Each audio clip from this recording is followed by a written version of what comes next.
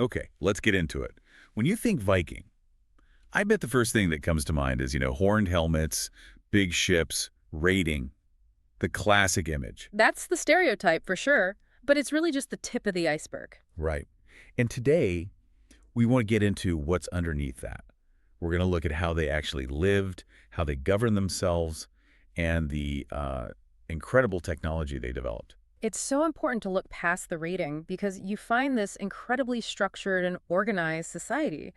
Their social structure, for instance, was the foundation for everything. So let's start there. It wasn't just a free-for-all. It was a pretty rigid three-tier system, right? Absolutely. At the very top, you have the jarls. The noblemen. Yep, the noblemen, the wealthy landowners. They're the ones leading, sponsoring voyages. They had all the power, really, both military and financial. But the real engine of their society, the biggest group, was the one in the middle. That would be the carls. This is the largest group by far.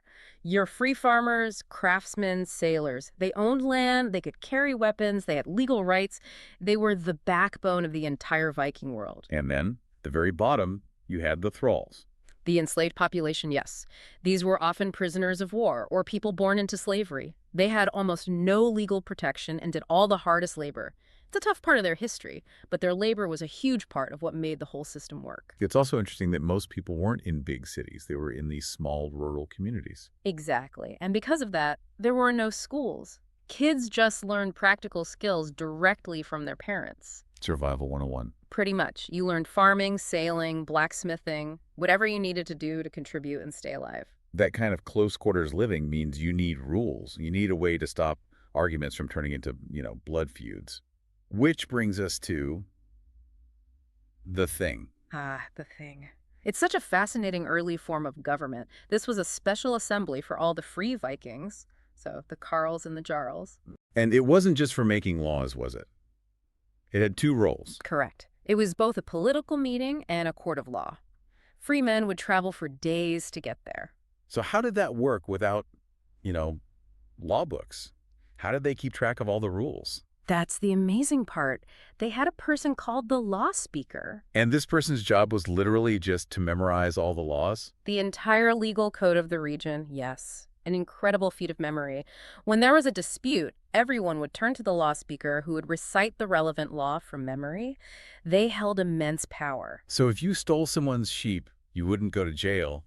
You'd face the thing. Yes, and they'd decide on a punishment, usually a fine, or for serious crimes, you could be outlawed. Which was basically a death sentence. In that environment, yes. But the whole point of this system was to stop conflicts from spiraling out of control. It was a really advanced way of keeping the peace. Kind of an early form of democracy, really.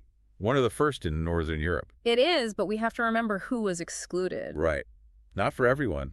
Not at all. Women couldn't vote. Thralls had no say. It was a democracy for free, land-owning men. That idea of forced cooperation, of everyone having to get along, you really see that in their homes, in the Longhouse.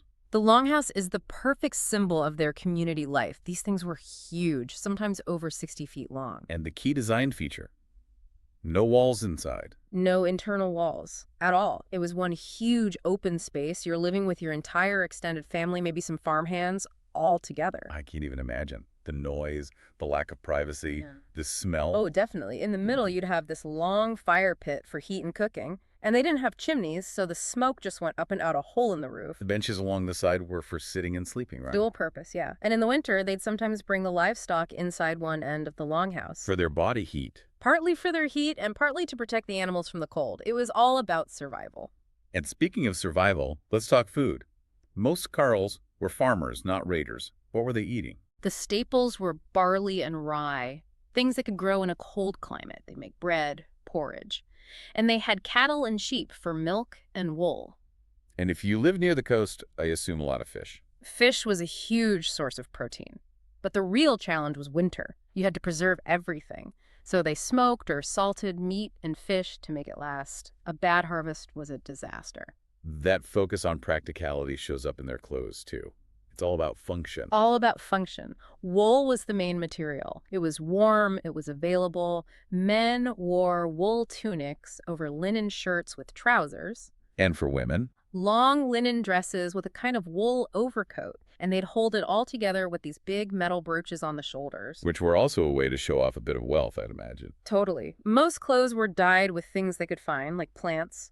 But if you were rich, you might have some silk from a trade route, or fancy embroidery.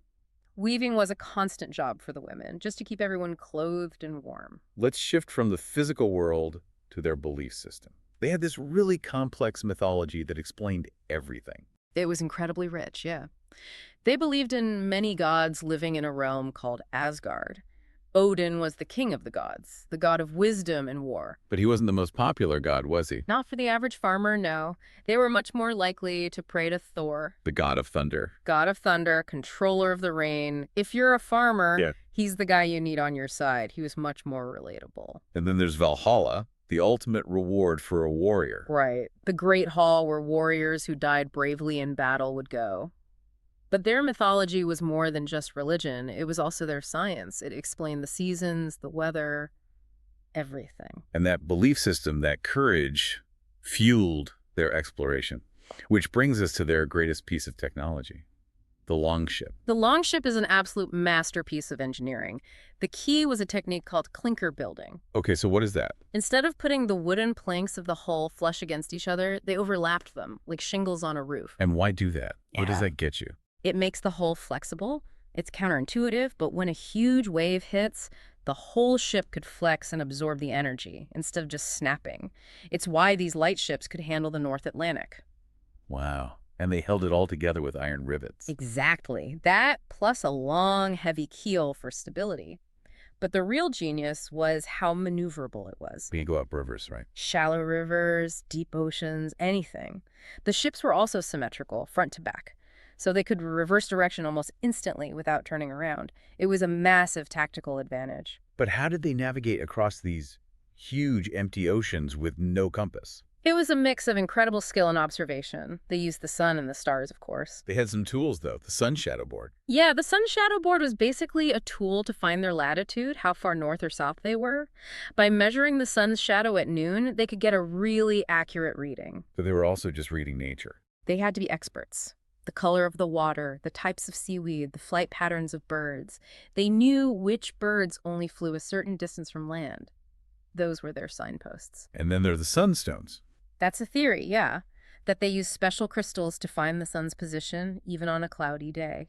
A huge advantage in the north. All this tech shows that not every ship was a warship. Not at all. The longship was for war, absolutely. But they had another ship, the Nar. But the Nar, what was that for? The Nar was the cargo ship. It was wider, deeper, and slower, but it could carry a huge amount of goods. Timber, furs, livestock. This was the ship they used for trade. And that brings us to the fact that they were massive players in the global economy. The trade network was huge. It was staggering, all across Europe, into Russia, even down to the Middle East. They were trading Scandinavian goods like furs and amber. For what? What were they bringing back? Silver. Silver was the main currency, but also spices, silk, glass, luxury goods. So how do they use silver as money without coins, really? They were very practical about it. For big deals, they'd weigh silver arm rings or ingots on a scale.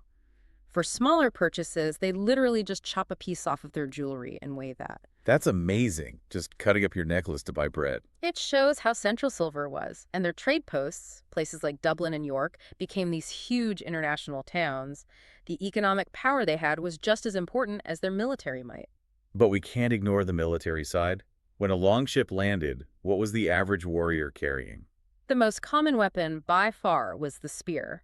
Cheap to make, easy to use, you could throw it or use it for stabbing, and everyone had a big, round, wooden shield. And what about swords and axes? Swords were status symbols. Really expensive. Only the jarls or the top warriors would have a good sword. The battle axe, though, that was a truly terrifying weapon. It could smash right through a shield. And the whole strategy was about shock and awe, right? Completely. Use the speed of the longship to show up unexpectedly, hit hard, and overwhelm the local defenses before they could even organize. Okay, time to settle it once and for all.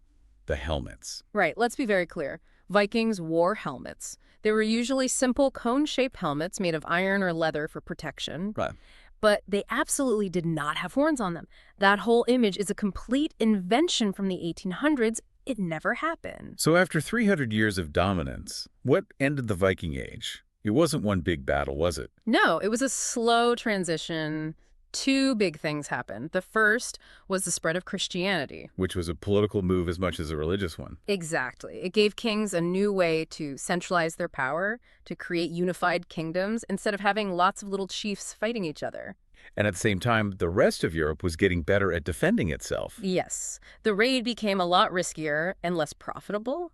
So instead of raiding, many Vikings just started settling down in the places they'd been, like England or France, and blending in with the local culture. Their legacy is just immense. You see it in language, in trade routes, in the idea of laws decided by an assembly of free people. They were aggressive, yes, but they were also incredibly adaptable. Their legal system, their technology, their ships, everything was flexible. That's a great point. The longship itself was symmetrical, adaptable. It could go anywhere. That adaptability is what made them so successful for so long. It makes you wonder, doesn't it?